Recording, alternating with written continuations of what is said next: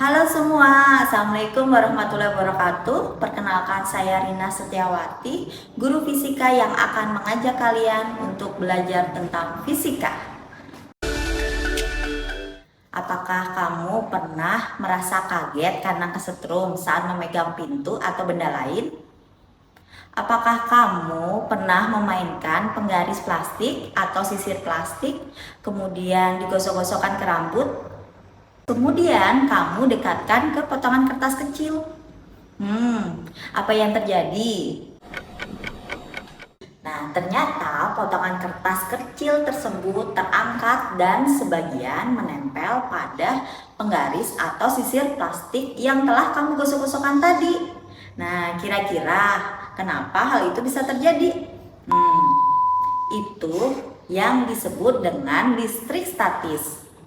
Oke, mari kita pahami lebih dalam tentang listrik statis bersama Ibu Rina.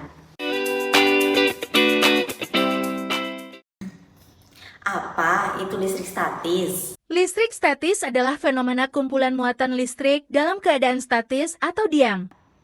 Nah, listrik statis ini terjadi ketika muatan listrik terakumulasi pada permukaan suatu benda karena gesekan dengan benda lain. Ini terjadi karena perpindahan elektron antara dua benda saling bersentuhan.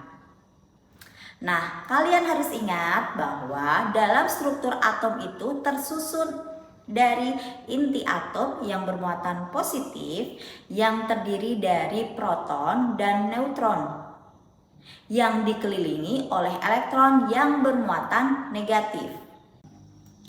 Benda yang awalnya netral atau tidak bermuatan listrik dapat bermuatan listrik loh jika kelebihan atau kekurangan elektron.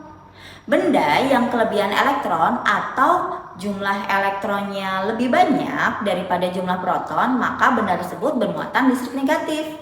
Nah, gimana kalau dikatakan benda itu bermuatan listrik positif? Tentu karena jumlah elektronnya lebih sedikit daripada jumlah proton. Bagaimana terjadinya listrik statis? Ketika dua benda bersentuhan dan bergesekan, elektron dari salah satu benda bisa berpindah ke benda lain. Ini menyebabkan suatu benda itu bisa bermuatan positif karena dia kehilangan elektron, dan yang lainnya bisa bermuatan negatif karena dia menerima elektron. Kita kembali ke peristiwa penggaris yang bisa menarik potongan kertas kecil ya. Nah, penggaris tersebut dapat menarik kertas tadi karena listrik statis yang dihasilkan oleh tubuh kita, lalu disalurkan ke penggaris. Karena pada dasarnya semua benda yang ada di muka bumi ini, termasuk tubuh manusia, mengandung muatan listrik. Hal itu disebabkan oleh susunan atom yang terkandung di dalam benda-benda tersebut.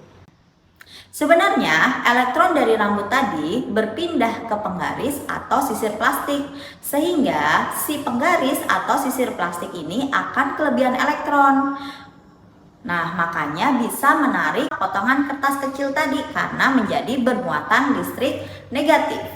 Sementara rambut yang kehilangan elektron ini akan bermuatan listrik positif karena apa? Karena sudah kekurangan elektron.